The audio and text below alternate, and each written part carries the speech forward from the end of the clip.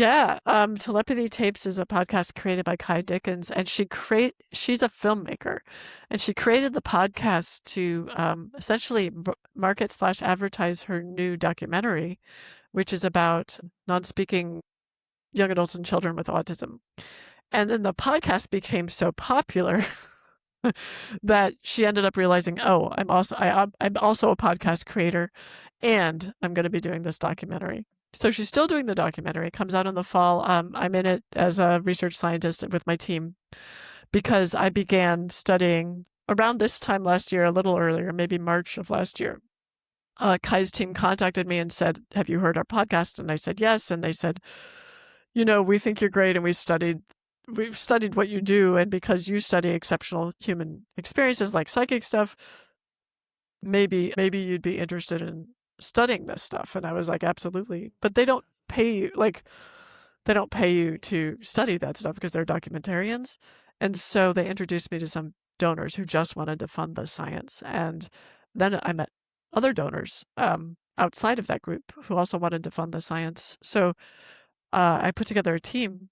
And the world of people who have non-speaking autism in particular, which is a very different manifestation than sort of what we might be used to with people who can speak who have autism.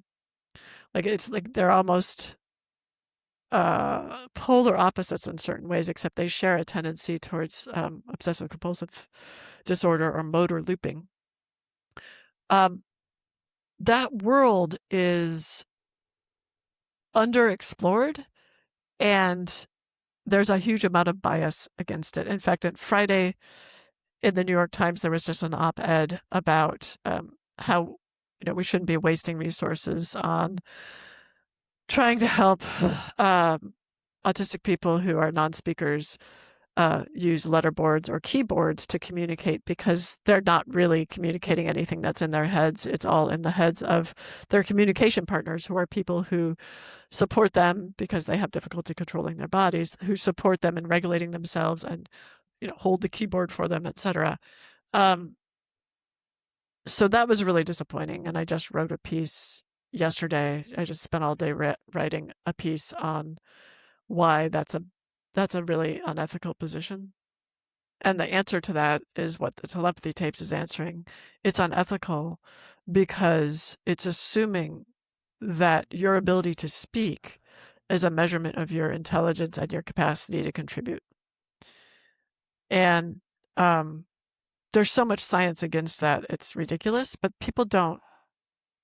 The culture doesn't change with science. The culture changes with stories. And what Kai has done is take out one piece of what it's like to be a non-speaking autistic person, which is that they commonly have experiences of telepathy. And she's made it the raison d'etre of that movement. And I think that's a really bold thing to do, and can cause all sorts of confusion in people, but at the same time has managed to really support the non-speakers movement, I think, in a very positive way. So I think it's really worth listening to. And as a research team, we were trying to answer two questions. What are these people's minds like? They're clearly different than the neurotypical minds. They're different from the minds of people who have autism but who can speak and who are considered higher functioning. But I really think that just means more of a left hemisphere bias. So what are their minds like, and is telepathy actually going on? And we studied distant telepathy, not proximity telepathy. So is distance telepathy going on? And so the answer to the first question that we found is their minds are, at least the people we studied, kind of amazing and very different, brilliant. And then the second question, telepathy is going on. A distance telepathy is going on, and it's really hard to capture using standard empirical techniques, and it's much easier to capture spontaneously.